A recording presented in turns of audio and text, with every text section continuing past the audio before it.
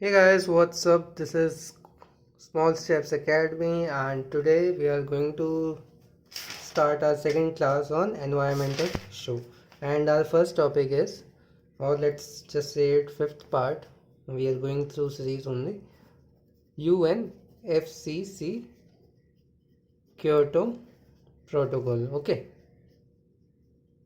Also, carbon credits trading. Okay. So let's see what all this is. Okay, so let's start about with UNFCC. Okay, so its full form is United Nations Framework Convention on Climate Change. So international environment treaty that came into existence under the aegis of UN. Okay, and if I talk about the when they were signed, so the date was the year and month was May 1992. Location was New York, USA, and as of March 2014, UNFCCC has 196 parties. Okay, almost all countries if you see. And UNFCCC is negotiated at the United Nations Conference on Environment and Development, that is UNCED. And UNCED is informally known as Earth Summit 1992, which we have already discussed, which was held in Rio de Janeiro, Brazil. Okay, so if I talk about the role of UNFCCC, it provides a framework for negotiating specific international treaties called protocols. Okay, called protocols that aims to set binding limits on the greenhouse gases. If I talk about now objective, so its objective is to stabilize greenhouse gas concentration in the atmosphere at level that would prevent dangerous consequences. Now let us come to legal effect. Which are the legal effect? The treaty is considered legally non-binding. That is, the treaty itself set no binding limits on greenhouse gas emissions for individual country. Okay. Now let us see about COP. What is COP? Conferences of the parties of UNFCCC. So the COP is the supreme decision-making body of UNFCCC. All states that are parties to the convention are represented at the COP. They review the implementation of any legal instrument that the COP adopts. They promote the effective implementation of convention. The first COP meeting was held in Berlin, Germany in 1990. Berlin in 1995. Okay, the parties to the convention have met annually since 1995.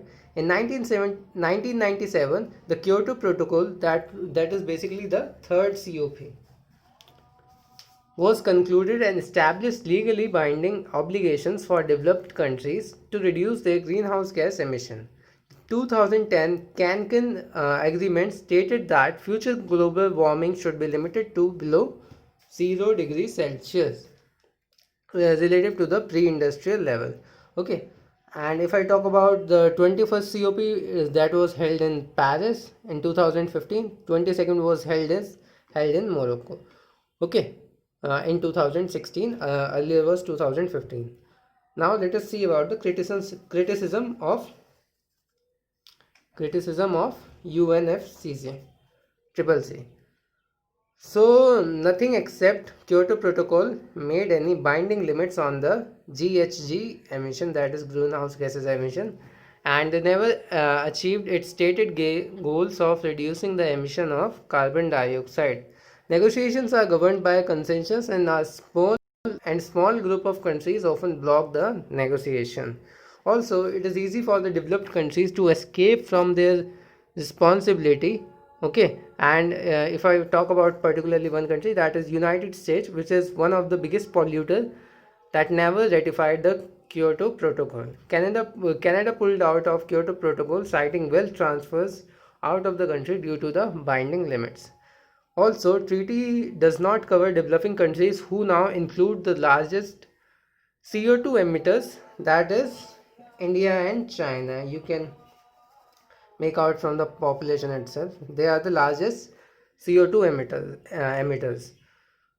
Japan, Russia didn't sign up second Kyoto term because it would impose restriction on it, not faced by it main economic competitors, that are China, India, and Indonesia.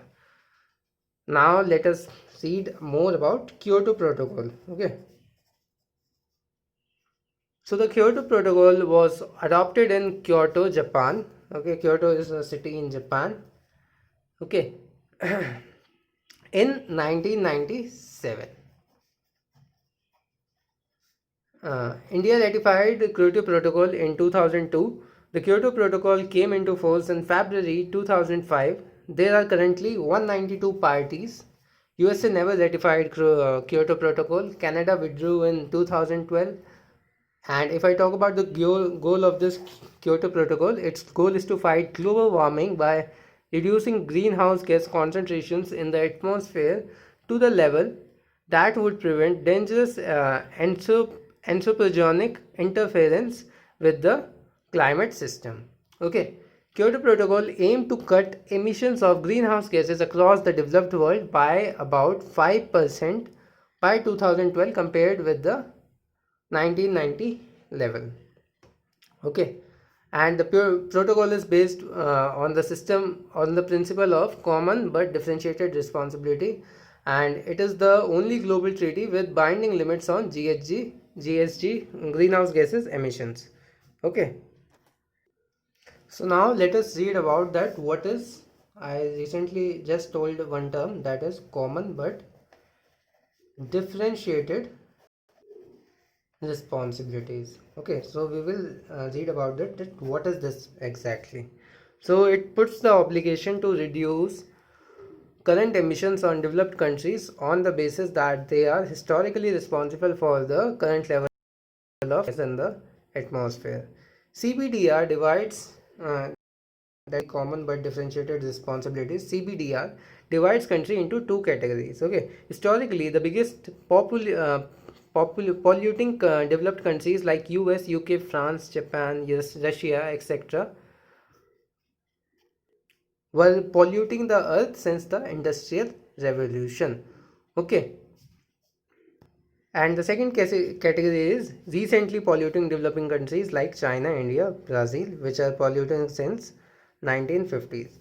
Okay, so now let us read one by one. So let's understand what is common perception over here. So it means that every country both developed and developing must take part in the fight against climate change. But differentiated responsibility, it means that historically biggest polluters should do more compared to the recent that is their responsibilities are caused. Okay, so under CBDR, developed countries like UK, Russia, etc. must contribute more to reduce GHG, that is greenhouse gases, and they must accept in certain legal binding limits on GHG emissions. Sorry. They must contribute funds towards reducing GHG emissions in developing and least developed countries. On the other hand, developing and least developed countries should do everything possible to cut down their GHG emissions, but nothing is binding and every initiative is voluntary. Now let us read about that. What is commitment period of this Kyoto Protocol? Okay, commitment period. Okay, so under Kyoto Protocol, there are two commitment period. First was 2008 to 2012, and second is 2013 to 2020. Okay, the second commitment period was agreed on in 2012, known as Doha Amendment. Okay, to the protocol. Each commitment period has its own binding target set for developed countries to reduce their GHG emissions. Okay, nations that miss their Kyoto target in 2012 will incur a penalty of an additional third added to whatever cut they agree under the new treaty in Copenhagen. Okay. During the first commitment period, that is 2008 to 2012, more than 35 countries has binding targets. Canada withdrew in 2012 after the first commitment period. And as of 2000, November 2015, 55 states have accepted the Doha amendments, while entry into force requires an acceptance of 144 states. Okay, China, India, and United States, also called three big villains, have signaled that they will not ratify any treaty that will commit them legally to reduce the CO2 emissions. Now let us see that which all gases they include, the Kyoto Protocol, emission of which gases. So first is CO2, second CH4, that is methane, third N20, N2O, that is nitrous oxide, fourth is SF6, that is sulfur hexafluoride, sixth is group of hydrofluorocarbons, that is HCFs, and group of perfluorocarbon, that is PFCs. Okay, now let us see that what will be the penalties if there is a non-compliance with the Kyoto. Okay, so like most thing in life, failure to comply with protocol carries penalty. If a country does not meet the requirement for measurement and reporting, said country loses the privilege of gaining credit through joint implementation system, so they will incur the penalty. Okay, the second case can be if a country goes above the emission cap and does not try to make up the difference through any of the mechanism available, then said country must make up to the difference plus an additional 30% during the next period. The country could also be banned from participating in the cap and trade program. Okay, so this was all for today's video, and in the next class we are going to read more about it and move further in our report. Okay, so thank you guys for watching. Take care. Goodbye.